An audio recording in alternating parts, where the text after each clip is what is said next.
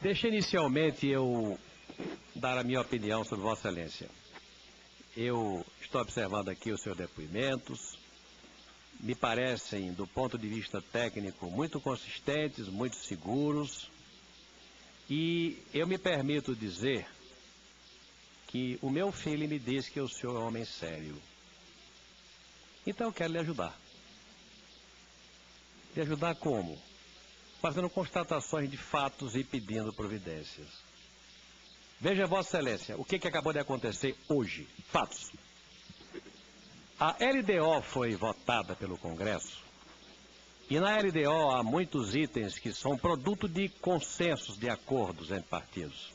Por exemplo, a concessão de um aumento diferenciado para os aposentados foi um acordo costurado pelo senador Paulo Paim, que é do PT, com a concordância de todos os partidos de governo e de oposição.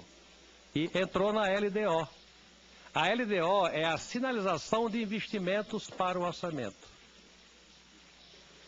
Ou seja, estava assegurado por amplo acordo que na LDO constaria a sinalização para o aumento diferenciado para os aposentados. Foi vetado hoje.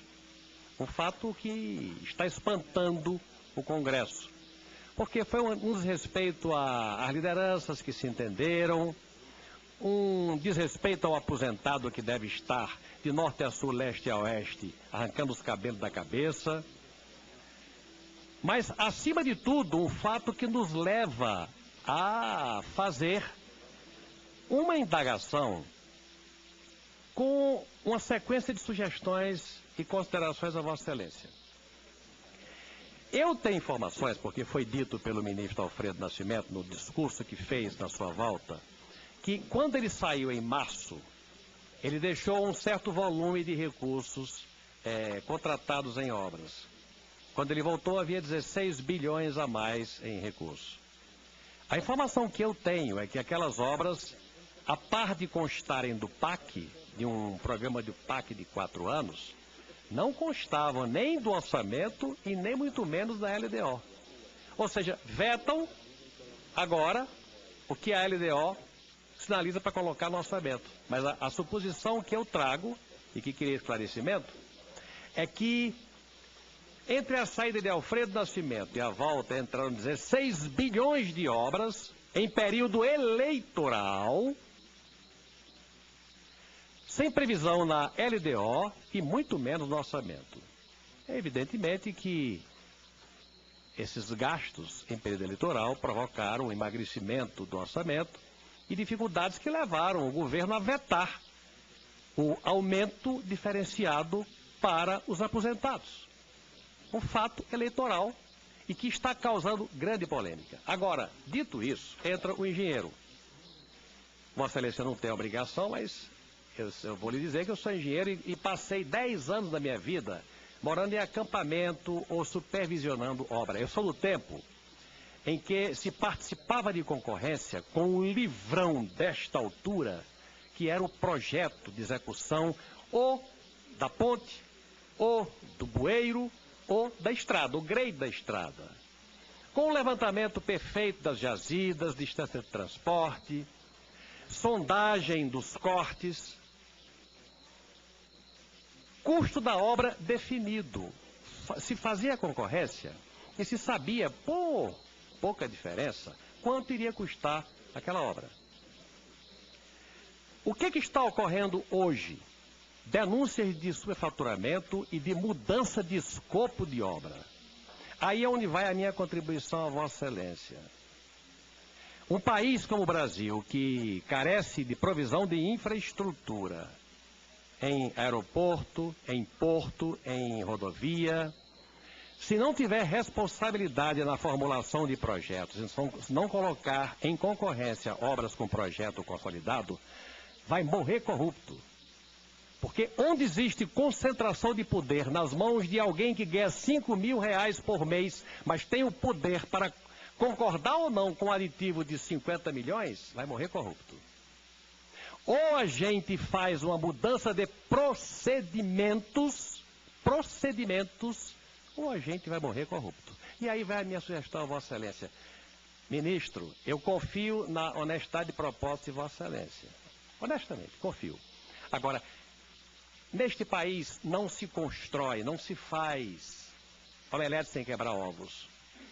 O senhor não imagine que vá contrariar interesses, máquinas, igrejinhas que se montaram ao longo dos últimos 8 ou 9 anos, se não houver o apontamento flagrante da prática do dolo. Isso só vem com uma comissão parlamentar de inquérito, para verificar procedimentos. O que está ocorrendo em matéria de elaboração de projetos, concorrências, mudança de escopo? O que é que houve, o que é que está havendo?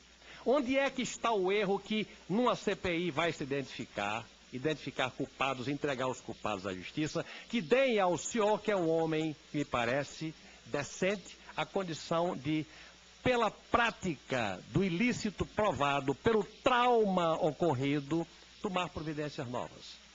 Eu quero dar essa contribuição a Vossa Excelência como engenheiro que fui, não vou deixar de ser nunca. No meu tempo, e foi um tempo, presidente Lúcia Vânia, onde se construiu Transamazônica, Perimetral Norte, um mundo de estrada. Eu mesmo, quando era engenheiro, construtor de estrada, tinha sob o meu comando a construção de estradas em 5 estados diferentes. Era obra muita, foi quando mais se construiu neste país. E o volume de corrupção era um delta X comparado ao que é hoje. E havia liberdade de imprensa. Hoje está uma loucura, é denúncia por todo canto, tem algo errado, os procedimentos estão errados.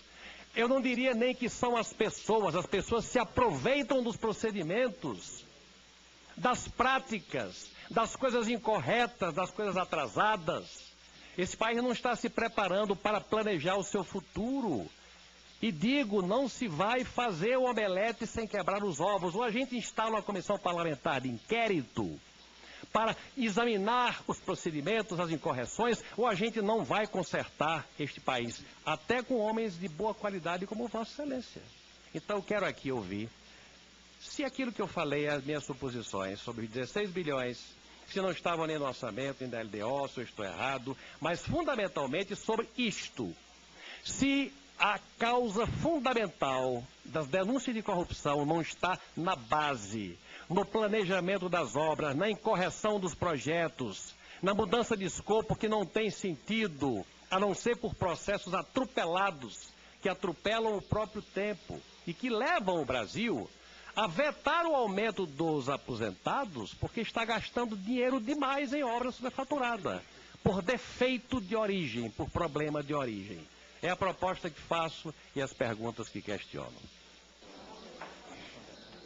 Quero responder aqui inicialmente as questões que foram formuladas pelo senador Agripino Maia, mas inicialmente eu gostaria de agradecer ao senador Malta pelas palavras que proferiu em relação à minha pessoa.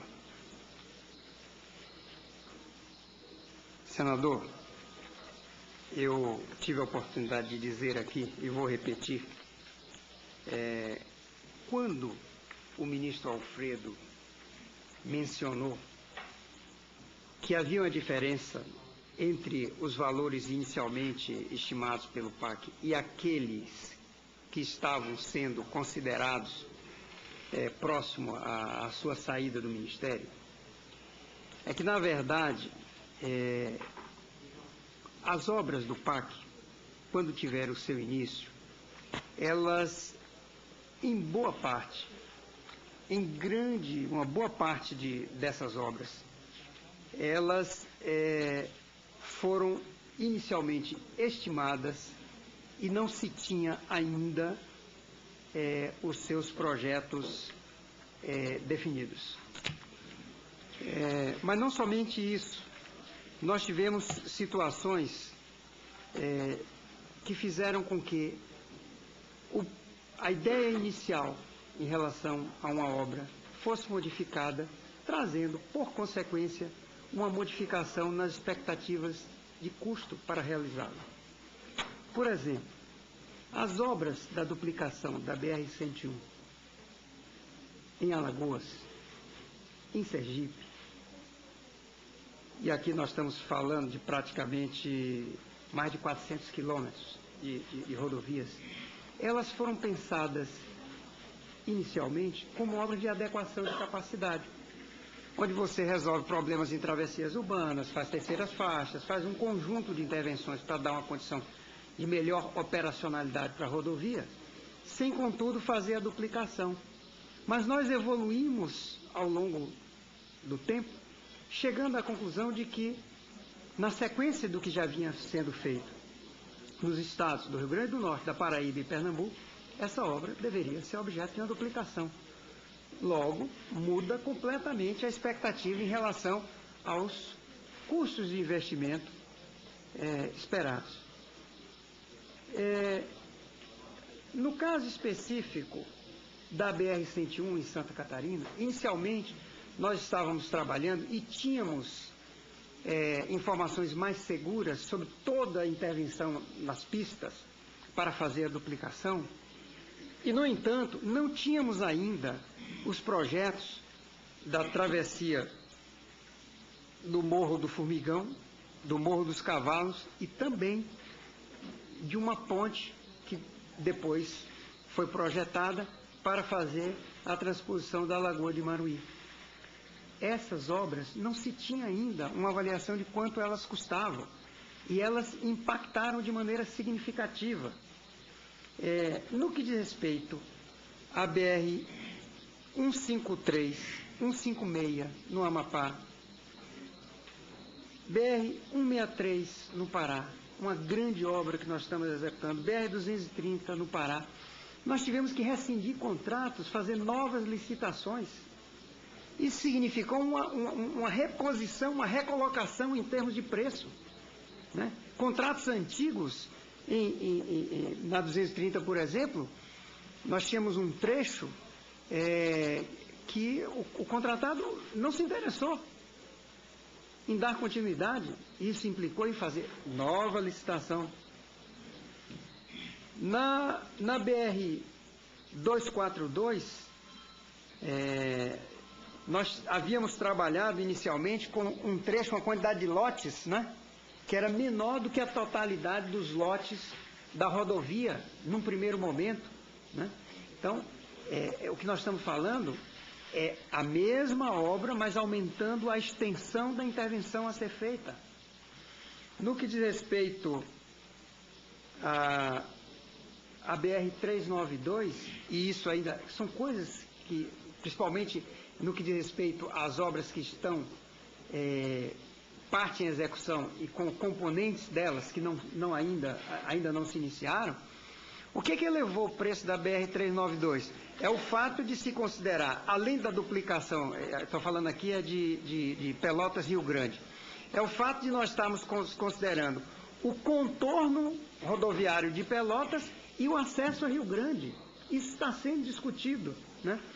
E não é verdade dizer, olha, em termos de orçamento, em termos de contratos e aditivos, nós não estamos falando de aditivo, nós estamos falando de estimativas de custos globais de projetos, parte dos quais não iniciados, que se imaginava que num determinado momento, né, até porque não tínhamos as informações mais precisas, iam custar um valor e que o detalhamento dos projetos executivos ou dos projetos básicos demonstrou que o custo vai ser maior. Portanto, no agregado, a expectativa é de que aquele valor de 50 e 56 bilhões, né, na verdade são 56 bilhões, e que foi a próxima a 71,2, são valores, e aqui eu quero lhe dizer, aquilo que o ministro Alfredo Nascimento comentou em relação a esses números, são números, e ele sabe disso, são números que estão sendo objeto de discussão técnica, avaliação, são números que, em relação aos quais, em relação a alguns projetos, vão significar, inevitavelmente, cortar itens de execução dos projetos, porque nós não seríamos loucos de querer alimentar uma dimensão de execução que seja incompatível com a dimensão e a capacidade fiscal do país, que seja compatível com aquilo que se possa abrigar no PPA, que seja incompatível com o que o orçamento de cada ano possa atender. Eu só não tenho dúvida nenhuma disso, nós não vamos fazer nenhum translocado gesto nessa direção e, portanto, não se pode atribuir e eu sei, e não foi esse o propósito do ministro Alfredo Nascimento, um parlamentar, senador, por quem tenho o maior respeito, né? Não foi o propósito dele de jogar em cima do meu colo a responsabilidade por aumento do que quer que seja. Absolutamente. Nós estamos discutindo, são coisas reais, coisas objetivas. E eu disse aqui, se por acaso, em algum momento, estimamos preliminarmente que uma obra custaria 100, e se a execução, o detalhamento do projeto básico, o projeto executivo, disser que ela vai custar 200, eu vou dizer que ela custa 200. Por nenhum motivo, por nenhuma razão, vou querer camuflar, vou querer escamotear a verdade de ninguém. É isso que eu quero que fique claro. Nós estamos discutindo, nós estamos ajustando e nós estamos fazendo o quê? Compatibilizando o conjunto das obras do PAC com a dimensão da possibilidade da capacidade fiscal do país. É isso que nós estamos fazendo. Então, não há por que haver um espanto, como se realmente, no ano de 2010, alguém, numa canetada, resolvesse, da noite para o dia, fazer uma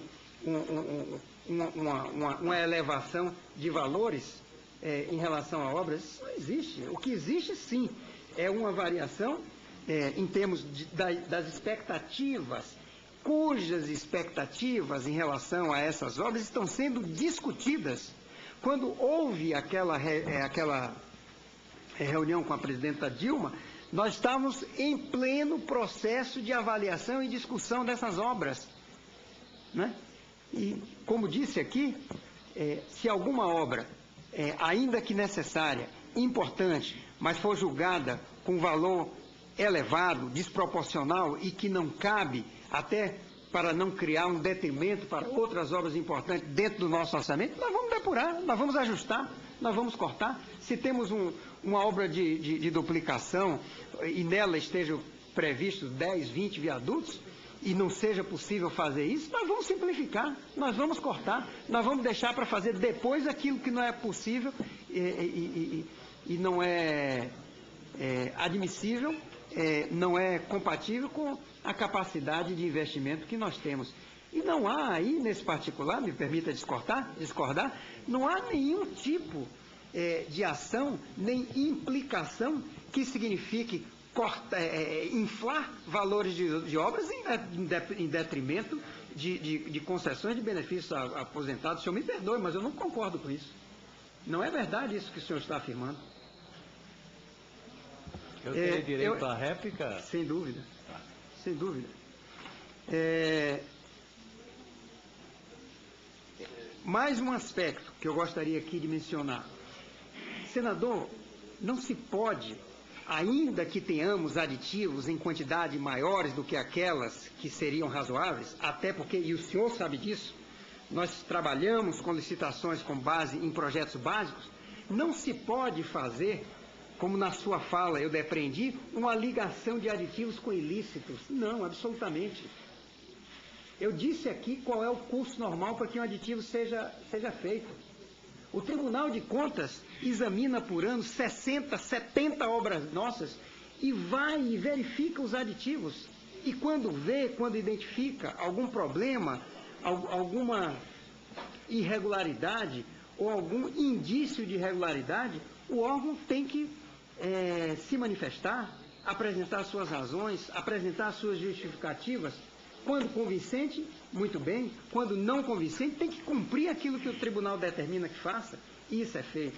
Agora, se o senhor fala que hoje nós precisamos olhar para o DENIT, nós precisamos pensar em construir, em aprimorar os processos e mecanismos que vão, desde o momento em que se faz um estudo de viabilidade até o momento em que se recebe uma obra, para que se aprimorem procedimentos, e isso começa pela garantia de bons projetos, pelo rigor que nós devemos imprimir na preparação dos projetos, seja projeto base, seja projeto executivo, que nós devemos fazer as licitações privilegiando os projetos executivos para que o grau de variação entre o preço contratado originalmente e o preço final seja menor. Eu estou de acordo, e eu disse aqui que eu tenho o empenho, eu tenho a responsabilidade de fazer esse trabalho, que aliás já começamos. Isso é verdade, mas queremos um órgão que tenha melhores controles, melhor eficiência no seu processo de decisão, né? Que possa fazer com que as obras sejam executadas e haja uma distância menor entre aquilo que é o preço inicial estimado e o preço final. Dizer-se que há uma variação entre o preço de contrato inicial e o preço final, até por conta dos aditivos, e daí se inferir, não é que nós estamos falando de irregularidades generalizadas, não, eu não concordo. Acho que não é isso. O que nós temos que fazer é aprimorar os mecanismos de gestão, de controle, de planejamento, para reduzir isso. Agora, e nos casos em que, de alguma maneira, alguém tenha proposto um aditivo que não se fundamente, alguém tenha proposto um aditivo que seja incompatível com a obra realizada ou o serviço realizado, esse deve ser punido, esse deve ser responsabilizado, esse deve pagar pela tentativa de burlar ou de praticar um ato em desconformidade com o que seria o razoável e aceitável como comportamento e como padrão para um servidor público. É dessa forma que eu vejo. Poderia aproveitar, presidente, e fazer algumas considerações? Pois não. Ministro, eu acho que nós ouvimos aqui com as respostas de Vossa Excelência uma eloquente declaração de que o PAC, na verdade, como a gente vem falando há tanto tempo, tem se confirmado como um grande programa de intenções e um festival de responsabilidades. Porque, como Vossa Excelência colocou, os 16 bilhões de reais de obras, que não ficou claro se eram obras novas ou se eram acréscimos a obras em andamento. No meu estado, por exemplo, estava em curso, e ainda está, não ficou pronta, a duplicação da BR-101 entre Natal e João Pessoa. Sim. Essa obra era para ser feita em 2 anos, está se arrastando há 6 anos, a não sei quanto. Agora eu estou compreendendo as razões. É que as coisas no PAC são enunciadas, são vendidas como um grande sonho, não há dinheiro nem há planejamento seguro, confiável, e as coisas se perdem nos descaminhos da corrupção. Ao longo do tempo, mas ficou claríssimo que, na minha opinião, pelo que Vossa Excelência colocou, o PAC agora, pela opinião de um ministro de Estado, é um grande anunciado de intenções, porque aqui foi dito, não, o que se previa de 10 milhões aumentou para 15, 20, porque mudou o escopo, porque teve que cortar aquilo, ou a travessia da estrada tal, não estava prevista por quê?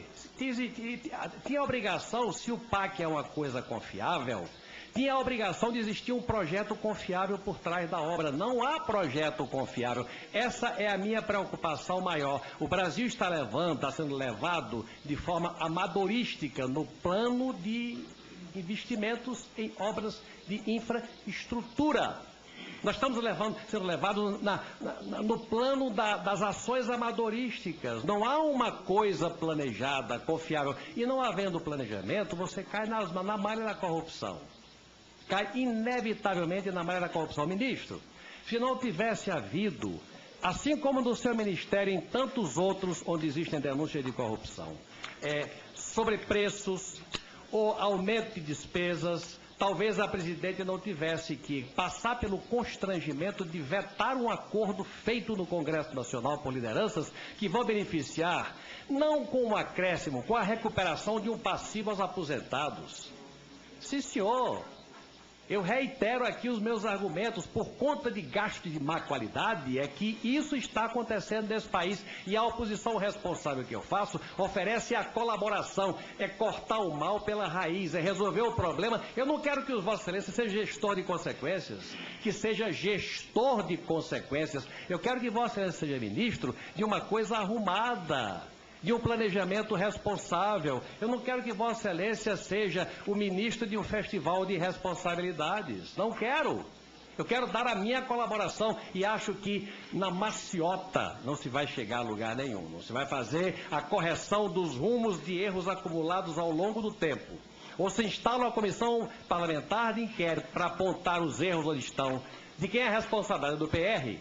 É do PT? É do PMDB? De quem é a responsabilidade? E vamos apontar os culpados e entregá-los à justiça. Mas homens como, reitero, homens de boa conduta como Vossa Excelência sejam preservados para fazer um trabalho em benefício do país, dos nossos filhos e dos nossos netos. É a observação que eu queria fazer. Passa a palavra ao ministro, se tem alguma observação a fazer. Eu reafirmo aqui, embora respeite a posição do senador, a minha não concordância com a relação que pretende fazer entre o veto ao dispositivo que trata dos aposentados e as obras do PAC. Acho que uma coisa não tem absolutamente nada a ver com outra. Segundo aspecto, senador, eu não posso entender que um órgão como o Ministério dos Transportes, que tem sob a responsabilidade um programa da dimensão do PAC, que tenha evoluído de uma aplicação de recursos na faixa de ano 2007, primeiro ano do PAC, de 6,9 bilhões para 16 bilhões em 2010, esteja falando de fantasia. Claro que não. Nós estamos falando de obras. Nós estamos falando de resultados. Estão feitas as obras? Sim, ou estão atrasadas em boa muito? parte delas feitas. Um atraso considerável. Podem estar ocorrendo atrasos em algumas situações, mas, por exemplo, nós já duplicamos a BR-101 no Rio Grande do Sul. Nós estamos já em fase final da duplicação da BR-101 em Santa Catarina. No Rio Grande do Norte, na Paraíba e em Pernambuco, essas obras já estão, e o senhor sabe disso, em estágio muito avançado. Nós duplicamos aqui a 262 entre Betim e Nova Serrana. Nós temos um conjunto de obras, e obras notáveis, obras de interesse do país, obras que se acumularam na expectativa da sociedade, da população brasileira, e que nós estamos fazendo hoje. Isso é o que nós temos que contabilizar, senador. Agora, é claro que haverá sempre melhor forma de fazê-las, e é isso que eu estou dizendo e me proponho a fazer à frente do Ministério dos Transportes, é trabalhar para aprimorarmos a nossa capacidade de planejamento, a nossa capacidade de gestão, afinarmos no que diz respeito ao padrão dos projetos de engenharia. Hoje, nós que recebemos das próprias empresas projetistas, projetos que nem sempre são de boa qualidade, nós temos que trabalhar muito essa questão, nós temos que trabalhar muito a questão relacionada à execução, e é isso que eu quero trabalhar e quero fazer, é aprimorar, é melhorar, mas com base no fato de que, eventualmente, por termos alguma obra que não se executou de acordo com o cronograma, pelo fato de que, em algumas situações, possamos ter uma obra que foi inicialmente estimada, e claro, teria que ter sido feito assim, porque não tínhamos um projeto básico nem executivo. E esse projeto, quando executado, revelar um custo maior. Isso significar algum tipo de desmerecimento ao extraordinário esforço que se faz hoje em termos de infraestrutura, e isso com obras espalhadas em todo o país, não é possível. Não é possível, porque quem mais contestará qualquer afirmação nesse sentido é a própria sociedade, porque ela é testemunha, ela está vendo o que está sendo feito nas diversas regiões do país, em todos os estados brasileiros. E o meu ministério, o Ministério dos Transportes, tem uma presença assegurada, relevante, em todos os estados brasileiros, fazendo obras e obras que são visíveis para a população. Então, é isso que eu gostaria de registrar. Nós sabemos das fragilidades, nós sabemos aonde e para onde nós queremos ir. Nós temos que avançar, nós temos que aprimorar, nós temos que melhorar os sistemas e os instrumentos de gestão e de controle, e nós vamos caminhar nessa direção.